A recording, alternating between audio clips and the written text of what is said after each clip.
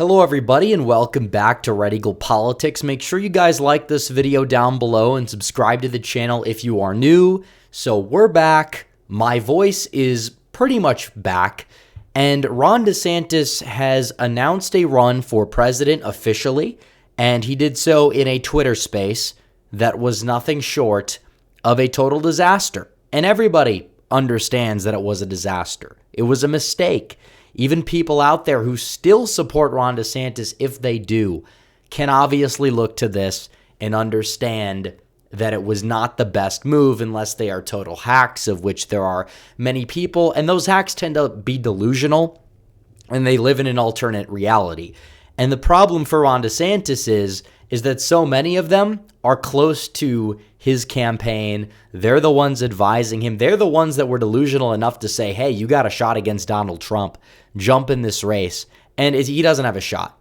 And all it's going to do is divide the party. He's in a massive deficit. We've never seen a candidate who has polled above 50% lose the nomination. Not even Hillary in 2008. And then she was polling in the mid to high 40s.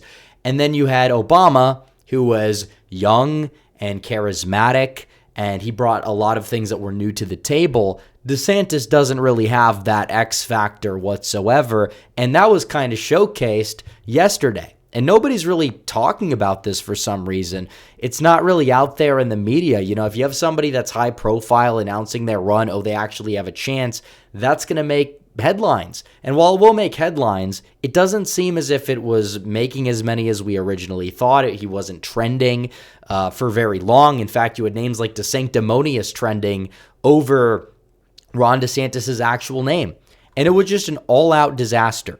And I know some people in my audience have supported DeSantis or they prefer DeSantis. That's fine, but I don't. And I'm telling you guys why I don't. And I've been telling people why I don't. You know, we have some people in the comment section that are not exactly super happy with the fact that I criticize him.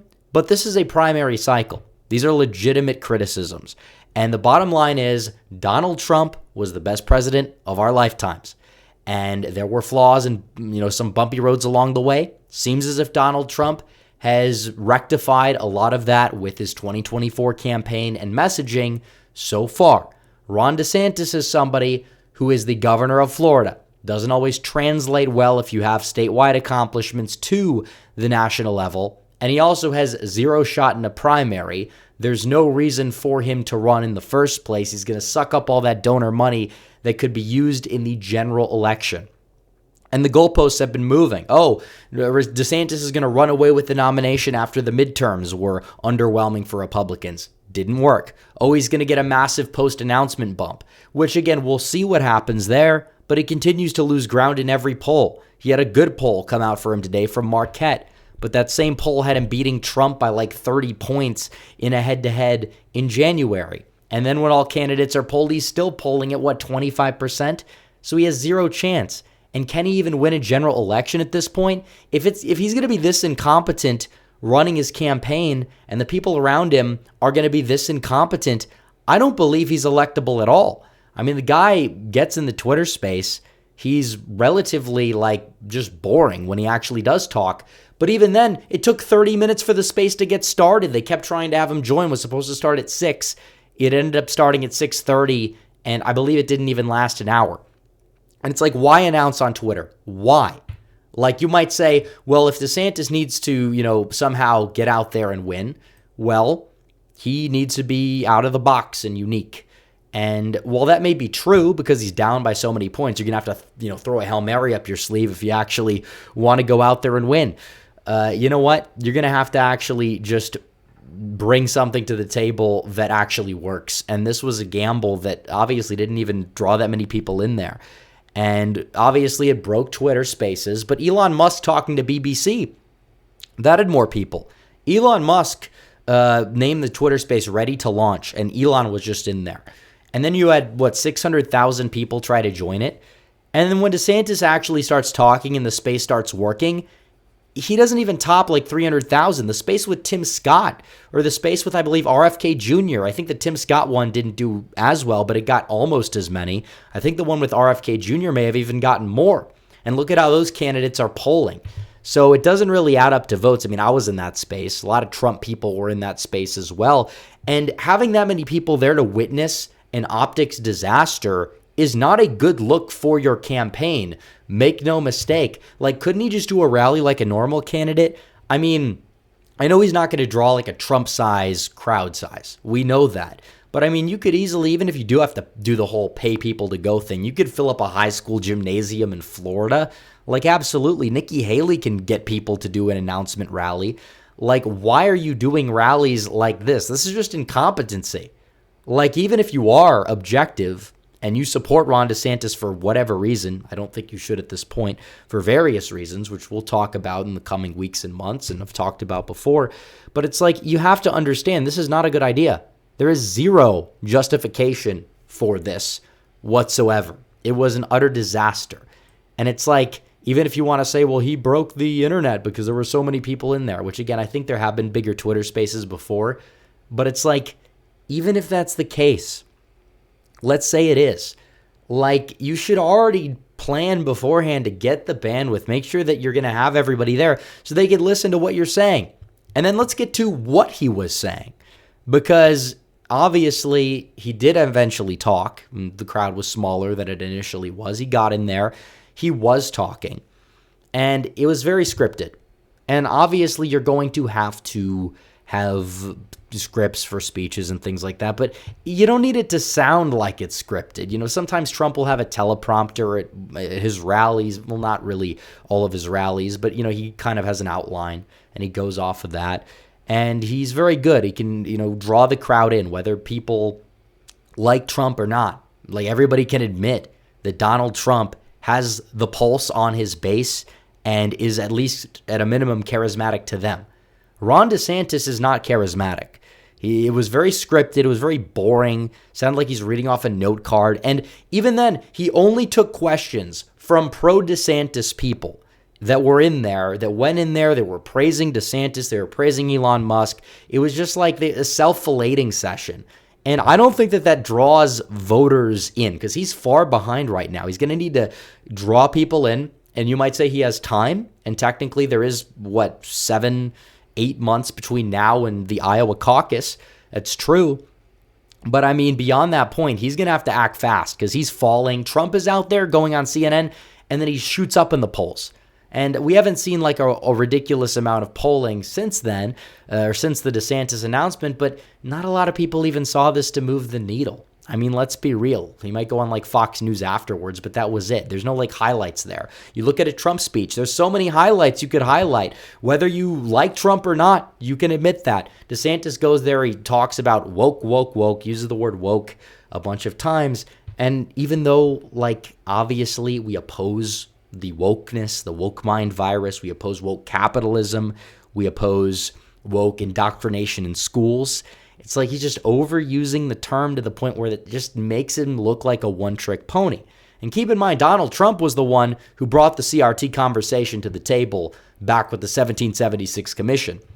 And you could say, oh, Tucker Carlson technically did that and he learned it from him. But even so, the fact that you have a president that has Tucker Carlson as like a de facto advisor is a massive net positive. And that's the only reason why DeSantis, Youngkin, all these other people really were talking about it, was because of this push from Tucker Carlson, which became Trump's push, etc. You name it, whatever. But he was only talking about domestic issues anyways, things he's done during his governorship tenure. And it's like you have national issues. You have trade. You have immigration. You have foreign policy. The border is a huge issue, and it was barely touched on for, I think, like a couple of minutes or so. And that was it. But he was avoiding most national issues, partially because it's well known that in Congress, his record on them was very murky, especially on trade and foreign policy. And those are issues where Donald Trump just dominates on. Everybody can admit Trump had a fantastic foreign policy. And even then it was held back by the Pentagon lying about the levels of troops in the Middle East to him, because that's how good it was. But even then he got so much done overseas, negotiating peace deals, keeping us out of new conflicts, trying to de-escalate and working to de-escalate other conflicts that we were in because of our uniparty, warmongering political class that had inhabited the White House and Congress for so long. And just looking at it, it's like those were avoided. But the energy was just not there. And it's like, it doesn't really make him look that strong. You have to appear better than Trump if you want to beat him, and you're 35 points behind. That was not the announcement of somebody who's going to come back down 35 points and win. It's not. Just like you're going to need a good quarterback to overcome a massive deficit in a football game. Tom Brady, 28-3. We saw that. Ron DeSantis is no Tom Brady. We know that. And at this point, his campaign is just tanking fast. Seems like he's the Matt Ryan, but he's the one working in the deficit already. It's only going to get worse for him at this rate. And they were tweeting out certain questions that were asked, and they were deleting them, just proving that it was all scripted. And it's just like, this is not behavior of somebody who's like the grassroots candidate that's going to encapsulate the base. This is like Washington, D.C. behavior. But even then, usually those types of people tend to be more competent. This is just incompetency. And it's manufactured. It's being shoved down people's throats by the establishment. And Ron DeSantis is somebody that a lot of people liked. And I mean, I still like a lot of what he's done in Florida, even though it may be overrated here and there by the national media. And it's like, this is only going to make people dislike Ron DeSantis. They're going to look at this and they're going to say, why the hell is this guy in the running? Why is he announcing his run in the first place? Like, what is the reason for this? Because it doesn't seem as if there is, because we have a nominee. Dude could wait till 2028. He'd have the whole party behind him. But instead, he wants to jump in now. People are saying, you have to jump in now. You might not be relevant by then. He's not going to be relevant by then regardless. 2028, let's say he serves out his second term, gets a lot done in Florida. He'll have a lot more accomplishments to take with him. And before he even ends his governorship, he can announce his bid for the presidency for 2028 and would probably have a lot of support behind him, might even have Trump's endorsement. I mean, there may be better options out there. I think there obviously will be people like J.D. Vance that are much better on the issues. Mark Robinson, if he wins in North Carolina. It's like you're just looking at this, and it's just a disaster. And it was just boring. It was a boring disaster. And it just makes you say, you know what, we want Trump back. And I thought Trump's initial announcement was actually low energy compared to usual Trump. We saw Trump at the town hall. He was perfect. His announcement was all right. His messaging was perfect, but the energy level was like, meh. And we're like, okay, he did it at his house. He had a dinner at his house. He announced to them. And still, even then, it got millions of streams on Rumble and all these other platforms, and a lot more people saw it than the DeSantis announcement. But it's like, even then, we thought that was okay, that's low energy compared to usual Trump. This is far below that. And that's not me just being hackish or saying that, I have to praise everything Trump does and trash everything DeSantis does. No, that's just being objective. It is. And the only cope they have is, DeSantis is bringing the substance.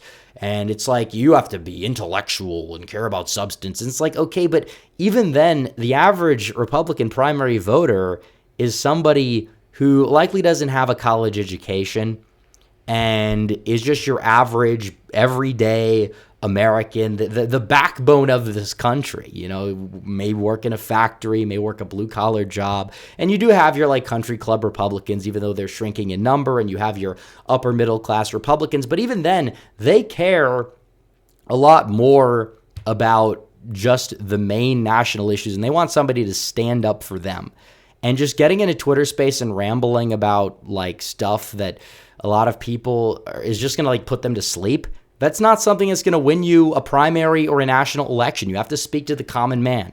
That's what Trump did. This is more like a Mitt Romney tier thing. I'm not saying DeSantis is as bad as Mitt Romney politically, although a lot of the people supporting DeSantis also tend to be from that political class, these main influencers and donors, etc. But it's like the energy of Romney's 2012 campaign, it kind of is similar to what we're seeing here. And that's not a good thing. And his team is just going off the rails. They're attacking 16-year-olds on Twitter that are A-logging them, that are trashing them, for those who don't know what that means. And it's just this is what they're wasting their time on, their lead advisors. It's ridiculous. And like I said, It's just boring. And I said, no Riz Ron, doesn't have enough charisma. He's not a transformational candidate, not a visionary. And if this is how poorly he's going to run his campaign, he's not capable of beating not just Trump, but Biden as well. Because everyone wants to say Trump's unelectable. It's like, no, we've covered that so many times, but that's beside the point. He's a gassed up governor with an inflated ego because of the people around him who does not have a clue what he's getting himself into. And it's honestly pretty sad. I feel bad for him to a certain degree, but it is what it is. And you want to look at the polls. Here's a poll that came out of Iowa, because they say national polls don't mean anything, even though those were the accurate ones in 2022 and to a lesser extent 2020, 2018, 2016. They say it's the state polls that matter. But the state polls have Donald Trump at 62% in Iowa. 62% of the vote. DeSantis is down there at 20%. And this is like when the announcement was already sort of planned. DeSantis has a team in Iowa. He spent a lot more time in Iowa than Trump has. He's spending more time in Iowa than Florida at this point. Yet he's only at 20%, and he's falling in Iowa. So it's like it's over. There's nothing he really can do at this point. I mean, he can spend a bunch of money, maybe get up to 25%. That's probably going to be it. And it's just really sad. It really is.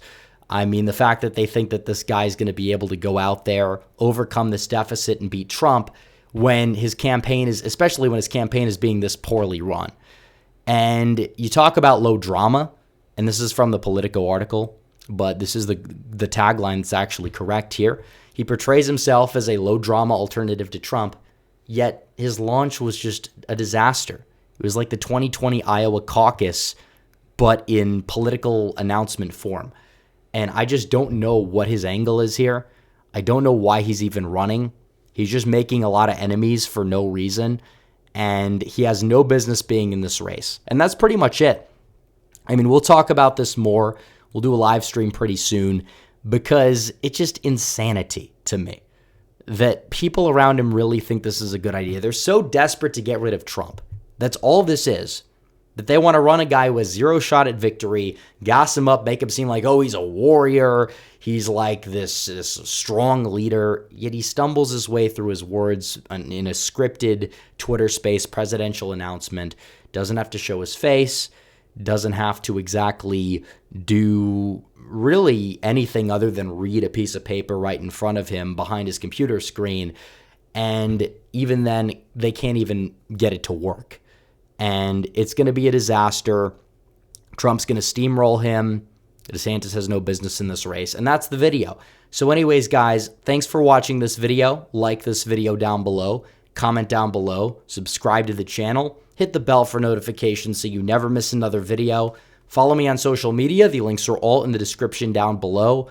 As always, guys, thanks for watching. Red Eagle, out.